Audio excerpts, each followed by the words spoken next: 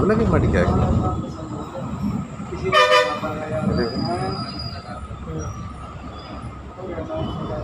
இந்த பஸ்ஸில் தான் போயிட்டுருக்கோம்.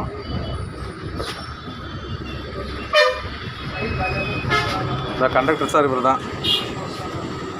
நம்பரு பரவாயில்லண்ணே, என்னால் முடிஞ்சது ஏதோ. TN722680. டிரைவர் என்ன இவர் தான். என்னென்னா ஸ்கேட்லேருந்து புது பஸ் ஸ்டாண்டு போடுறதுக்கு போல ஜங்ஷன் போட்டு டிக்கெட் எடுத்திருக்காங்க. நாங்கள் டிக்கெட் எடுத்துட்டோம், பிரச்சனை இல்லை. ஆனால் பஸ்ஸு இருக்குது இவ்வளோ பேர் தான்.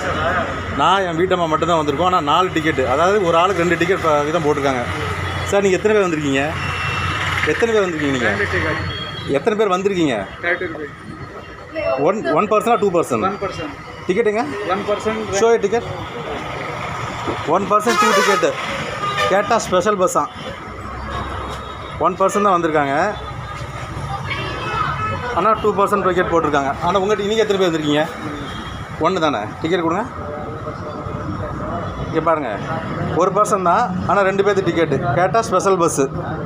அதே மாதிரி இன்னும் 4 பேர் தான் இருக்காங்க. மொத்தமே இவ்வளோ தான். டிக்கெட் கொடுங்கண்ணே. நீங்கள் எத்தனை பேர்ண்ணே?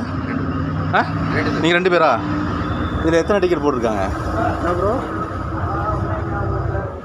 4 பேர் போட்டிருக்காங்க. மேல் 4 பேர். எத்தனை? 4 பேர். பாருங்கள், மேல் 4 பேர். ஆக்சுவலாக 2 பேர் தான் வந்திருக்காங்க. மேல் 4 டிக்கெட் போட்டு 60 ரூபா சார்ஜ் பண்ணியிருக்காங்க.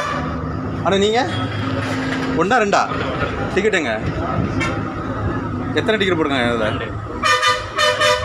2 பேர் போட்டுருக்காங்க. எங்கேருந்து எங்கே வரீங்க? Sir college. எந்த காலேஜ்லேருந்து?